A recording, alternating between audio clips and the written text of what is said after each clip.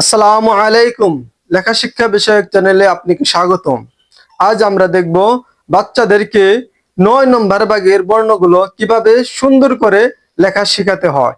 9 নম্বর ভাগে 4টি বর্ণ রয়েছে: অন্তস্থ জ, অন্তস্থ, মূর্ধন্য ষ, ফ।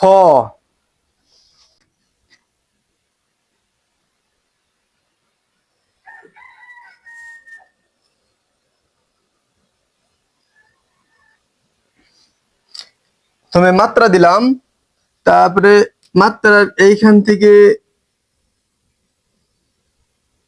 এইভাবে দিলাম। এখন এইখান থেকে একটা ব লিখতে হবে।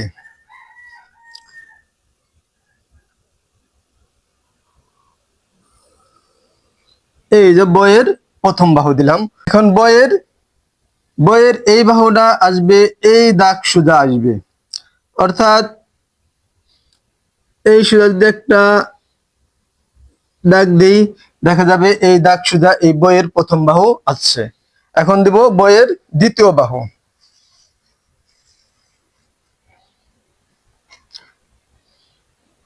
চোখটা রাখলাম, বইতে যেভাবে রাখছিলাম সেইভাবে রাখলাম, রেখে এইভাবে দিয়ে দিলাম। বতে যেমন চিকন হয়েছিল এখানেও ঠিক একইভাবে চিকন হবে।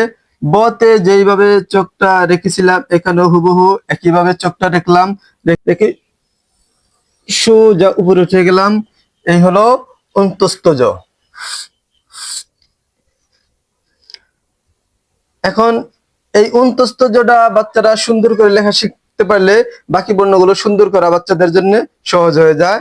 যেমন এই নিচের বাহুর মাঝখানে যদি একটা বিন্দু দিয়ে দেই তাহলে হয়ে গেল অন্তস্থ। এখন বিন্দুটাকে মুছে দিলাম। এখন দেখবো ফ কিভাবে লিখতে হয়। এখানে একটু মুছে দেই।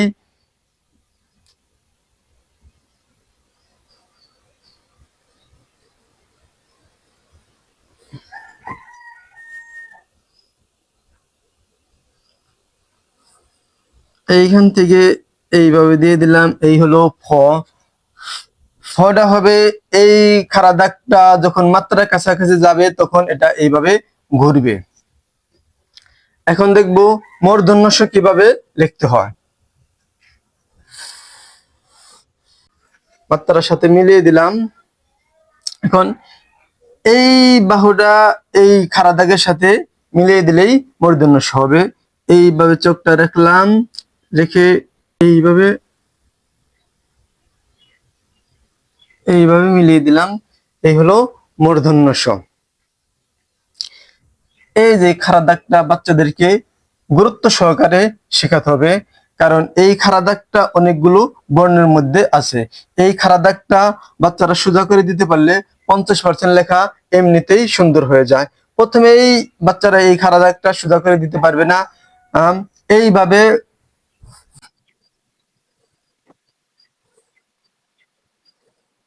এইভাবে বারবার অনুশীলন করার মাধ্যমে একসময় এই খাড়া দাগটা সোজা হয়ে যাবে। আর ব বর্ণটা বাচ্চারা সুন্দর করে লেখা শিখতে পারলে প্রায় 20 থেকে 22টা বর্ণ সুন্দর করে লেখা বাচ্চাদের জন্য সহজ হয়ে যায়। ব বর্ণ লেখার নিয়ম আমার প্রথম ক্লাসে দেওয়া আছে। আজ এই পর্যন্ত, ইনশাআল্লাহ দেখা হবে নতুন ভিডিওতে।